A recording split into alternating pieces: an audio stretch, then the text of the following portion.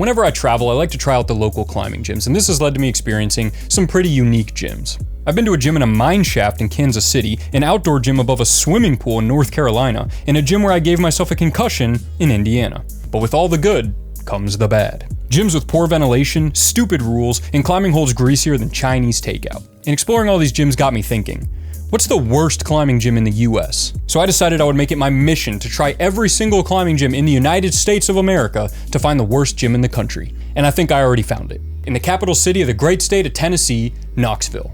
The original capital. A city that's home to the 81-meter tall Sun Sphere, the World Fair in 1982, and of course the infamous Gay Street Fire of 1897. Not cool. And since I was already in the area, I decided to look up all the climbing gyms in the city and try them out. And using Google, I found out that Knoxville has 4 climbing gyms. A gym with sweltering heat like a giant oven. A gym with real boulders. A gym with more dynos than actual boulders. And a gym with this thing. Which gym was the worst gym I've ever been to? You're about to find out. First up on our list was the Climbing Center. So the Climbing Center only has like 2 negative reviews and one of them doesn't have anything written, but the main one says, honestly the worst gym I've ever been to. Setting is not that good, small gym and it's confusing as heck and no end tape and similar colors next to each boulder. I've been to over 100 gyms and can think of only one other gym in Sacramento, California that's still an obvious second worst gym, but only because their walls are slick, not necessarily because of the setting. I don't know why this place is still in business nor why the rating is so high. So he says he's been to, how many gyms did he say? I've been to over 100 gyms. He's been to over 100 gyms and this is the worst one he's ever been to. I'm gonna assume that's a bit of hyperbole there. I've looked at the pictures. Definitely does not look like the worst gym in the world. But my optimism would soon turn to ashes in my mouth. Because when I pulled into the only entrance to the gym, there was a cable from an active power line dangling in the street. And when I told somebody in the area that there may be an active power line precariously dangling over the only road out of the neighborhood, they were like, oh, that? Oh, it's fine. It ain't hurt nobody yet. The kids like to play with it after school and roast squirrels.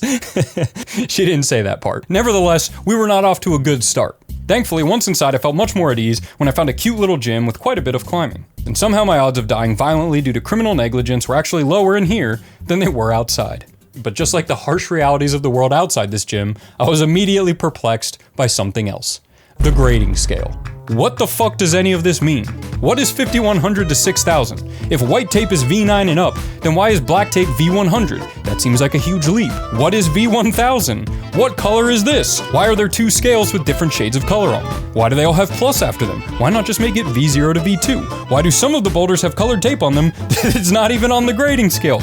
What the fuck does beige tape mean? Is this supposed to be beige? If it is, then what is orange? Maybe if I go outside and press the community shock cable against my temple, I'll be able to make sense of this. I even asked the guy at the front desk if he could explain the grading scale to me, and he was like, oh yeah, we don't even use these. Pink is the hardest in the gym. What is beige then? So I decided to start off easy with a nice V0 to get the blood flowing and prepare my body for any potential horrors that awaited me before moving on to a green V0 plus to V2 plus. What is V0 plus? And to my extreme surprise, the boulder was actually very well set, and it actually felt like a proper V2. The movement was good, the holds were clean, and there were no electric cables to dodge on the way up. This was a solid boulder problem with a solid grade. Heck, I'd even give it a V2 plus. Next up on the list was a yellow V2 plus to V4 plus, and boy was I happy to find out that this gym set my favorite type of move, a dyno. And not just any dyno, but a good dyno. This was another really well set boulder problem that genuinely felt like a V4. Say what you want about their grading scale, but they know how to set a good boulder. Next up was orange V4 plus to V6 plus, and this one was another solid boulder with fluid movement. It did a good job utilizing very small crimps while still managing to make the boulder feel like a genuine V4. And even though I'd say the boulder was a bit soft, I'd say it was probably around V4, not V4 plus to V6 plus, it was still a great boulder. But now it was time for what I was really looking forward to, the hardest grade in the gym, pink V6 plus to V9 plus. And I already had my target selected, a huge horizontal dyno. While this one did have a bit of an awkward start, that wasn't my issue with the boulder. My issue was, there were no footholds on the entire rest of the boulder. I guess this was supposed to be like a campus section, but it felt extremely awkward. Also, at this point I started noticing I was getting pretty hot and my hands were sweating a lot, which made it really hard to hold on to anything. And this leads to my biggest complaint about the gym, which is the reason it was so hot was because they didn't have air conditioning. In June, in Appalachia, it gets hot. Oh, that's hot. That's hot. Thankfully, the gym did have a shop attached to it that was air conditioned, but when I stopped in to cool down and get something to drink, the only caffeine they had was Celsius Energy, which I later found out has 200 milligrams of caffeine in it, the equivalent of 2.5 Red Bulls. Worried that I might go into cardiac arrest at any moment, I decided to head back in to try one more boulder. And when I asked the guy at the front desk for one of the hardest boulders in the gym, he pointed me to this black V7. A very physical, dynamic boulder with precise body positioning. The boulder felt a bit too difficult for me to get in the limited time we had remaining at the gym, especially since the first move was pretty difficult for me on its own. But I managed to pull off one really good run and got the send. Once again, this was a really fun boulder, and the V7 grade felt spot on. I liked how dynamic it was and how short it was. It was only like 3 moves, which was awesome, and it really felt like a solid V2 moonboard problem. So what was my overall opinion of the climbing center? For route setting, I'm gonna have to say it gets an A. The route setting here was fantastic. Every single boulder I got on was fun, had unique movement. There were plenty of different types of climbs. There were dynos, there were static climbs, there were slab climbs. It was just a really well set gym. The grading also gets an A. Nothing I got on felt that far outside of the grade ranges they were put in. I think some of them were a little soft, but then I also have to remember it was like a 2 grade range, so it wasn't that big of a deal. Now the grading scale, on the other hand, gets an S, because that shit was hilarious. Conditions get a C. The pads were nice. Everything in the gym, the holds were clean. Everything was pretty solid. It was way too hot in there. Now, to give them some credit, I don't know if the gym just doesn't have air conditioning or if they just didn't have it on that day or there was a problem. They did give me a discount because they saw how much I was sweating and how hot I was. So I'll give them credit for that. And of course, there's also the live wire that was dangling outside in front of the only way to get into the parking lot, but that's not really their fault. And last, the staff itself gets an A. They were super friendly, super nice. I was bothering the guy the entire time, asking him questions, and he answered all my questions. They were super cool. So overall, I'm gonna have to give the climbing center a B. I think they could be a little bit better. Probably just that they got some air conditioning. But besides that, I'd be perfectly happy to climb at this gym. Thankfully, here at the Climbing Stuff Corporation, we have a new member that just joined the team, a dedicated reviewer that is their only job on the staff. I want to introduce you guys to our newest member, Adam Honnold. Adam will be in charge of reviewing all gyms in future videos, so that way it doesn't come back on me. He's the one writing the reviews, not me. For the climbing center, Adam says, extremely disappointed there were no yerba mates for sale and only Celsius energy drinks, but the route setting was great and the staff was very friendly. I had to have them explain the grading scale to me since it looked like it was made by Jackson Pollock, but the boulders themselves were very accurately graded in my professional opinion. Also, there doesn't seem to be any air conditioning in the gym, so it was very hot inside. I went in feeling like John Hamm and left feeling like Kevin Bacon, 5 stars. Thank you, Adam, for your review. But there is one thing this gym could have done, and in fact every gym can do, to make them better. In the past decade, a lot of climbing gyms have popped up around the world. It's becoming a booming business, but you don't want to fall behind, right? You don't want your gym to be the worst gym. That's why you need to sign up for the new Rungna Partner Program. Specifically, Rungna is partnering up with gyms all across the world to help them be the best they can be. Are you the gym that's known for having absolute dog shit chalk? Well, Rungna has the solution for you. Rungna is offering wholesale discounts on chalk products, 50% off on all chalk bags, and chalk buckets for your gym. Not only that, but 40% off apparel like tops, pants, shorts, and jackets. Get stocked up on the best chalk and climbing apparel for 50% off with the Rungna Partner Program. Also, they have staff pro deals where staff saves up to 50% off, event support for your gym, and marketing support. That's what I'm doing. And I know that some of you are disappointed. Those of you that don't own a climbing gym are like, what the hell? Why are they getting 50% off products when all I do is use code DINO and get a measly 10% off? Well, I have a little secret for you. It is extremely easy to take advantage of this promotion. Let me just say, I probably shouldn't even be saying this, but all you have to do, just open your own climbing gym, join the Rungna Partner Program, and get 50% off on all products. It's the easiest loophole in the world. And remember, Rungna sponsors many professional rock climbers like Magnus Mitva and Emil Ebrahimsen. So if you're interested in the Rungna Partner Program, click the link in the description below. And if you don't have the money to buy or start your own rock climbing gym, use code DINO at checkout and get 10% off your entire order. Still a pretty good deal. It's not 50% off, but it's something. Thank you to Rungna for sponsoring this video. Now let's find out what the worst climbing gym in the US is. Next up on our list of gyms was the Vol Wall, the dedicated climbing gym of the University of Tennessee. Home to Smokey 11th, the school mascot, the students here are known as the Volunteers, or Vols for short.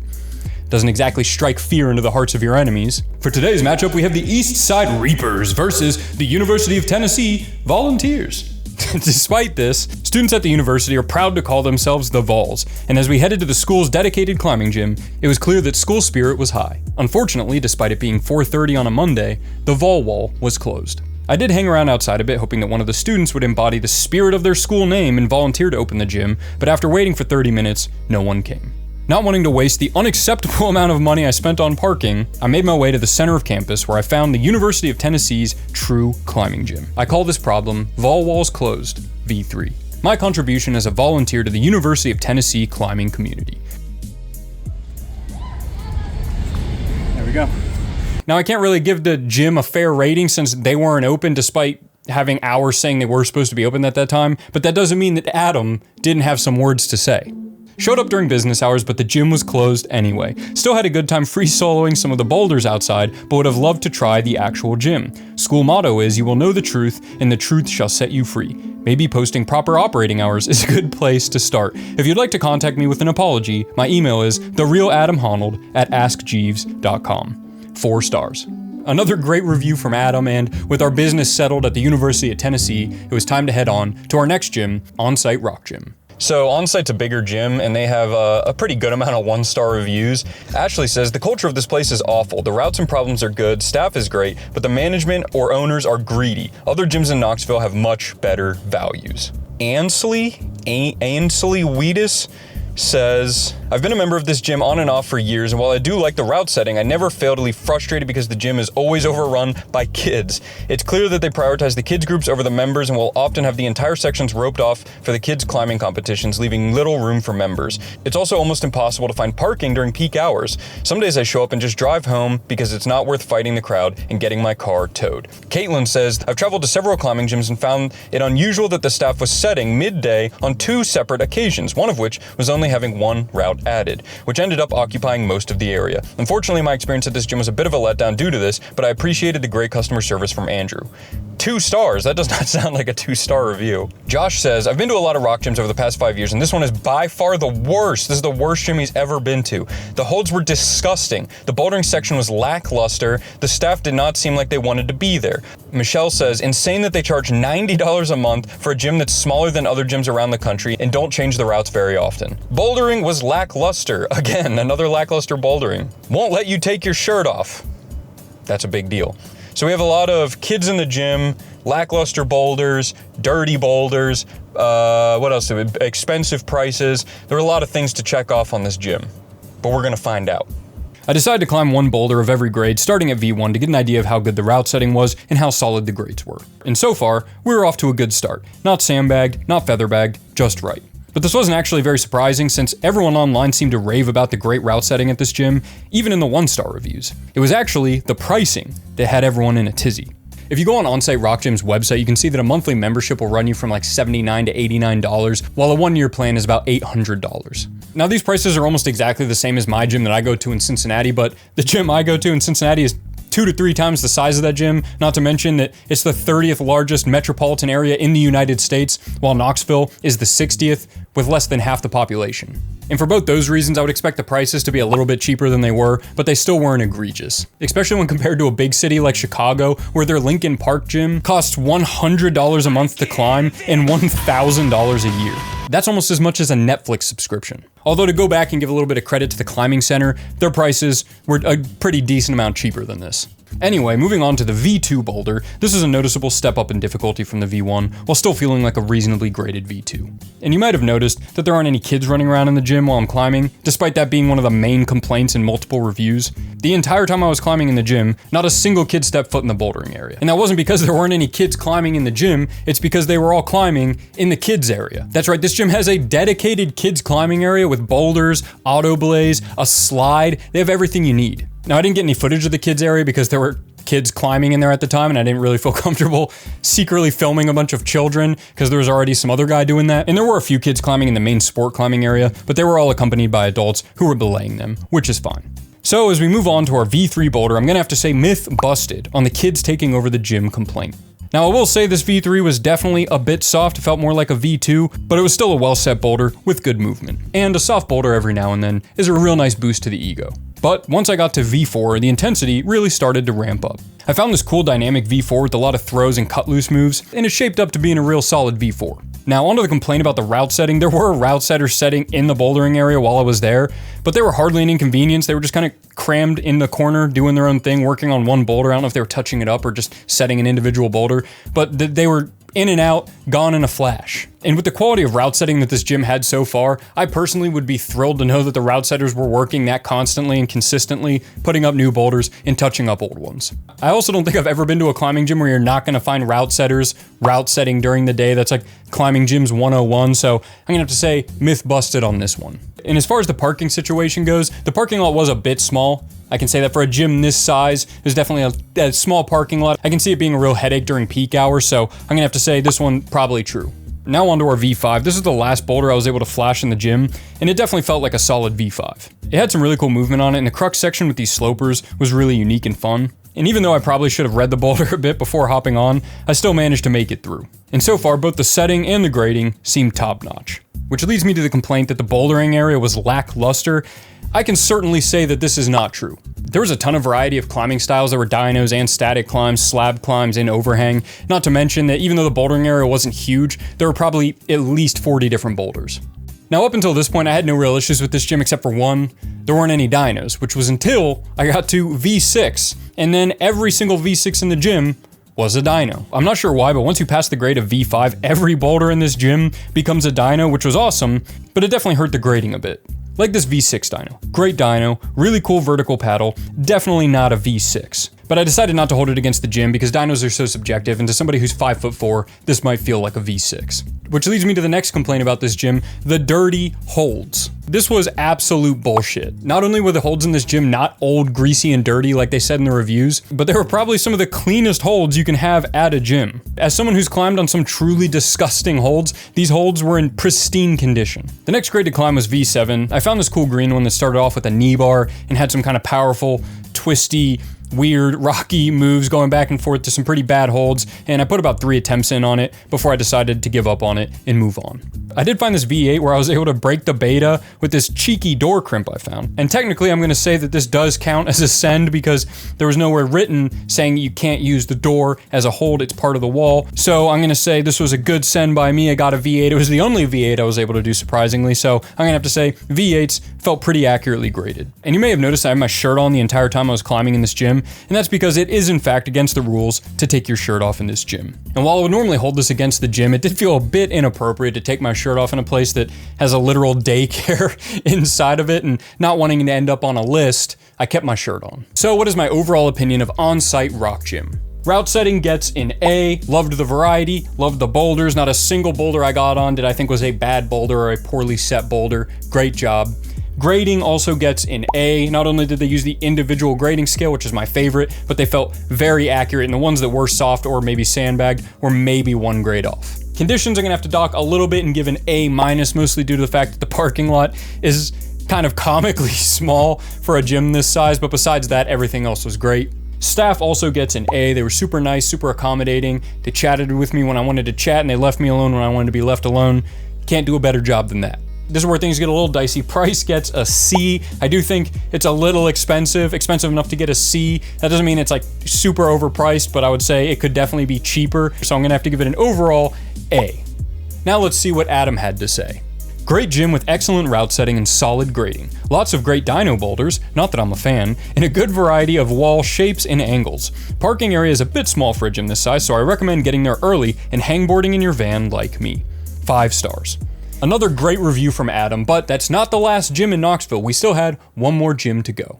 Because according to Google, we still had to try out the climbing gym in Urban Air Adventure Park. For those of you that aren't 9 years old, Urban Air is a kids' fitness and games complex with trampolines, obstacle courses, laser tag, bumper cars, and apparently, rock climbing. And since Google labeled it as a rock climbing gym, I had a moral responsibility to include it in the video. But there was one problem. I can't just walk into an Urban Air with a camera and no kids. That would be weird. So I enlisted the help of my younger brother as an undercover agent under the sole condition that he be allowed to ride the bumper cars. And having never been to an Urban Air before, my first impression was strange. If you've never been to an empty Urban Air before, it is creepy. It's almost like there's an entire horror genre about this. Nevertheless, I immediately got to work and tried out all the climbing facility had to offer, like their inflatable slab wall and the circular, hands-free slab trainer with auto belay. But I didn't come here to train slab, I came to rock climb. Unfortunately, it was a bit hard to differentiate between the routes since they weren't color-coded, and I didn't see a grading scale posted anywhere. If anything, it felt like this gym was more geared towards children than serious rock climbers. But there was one thing at this gym I still had to try: their dynos.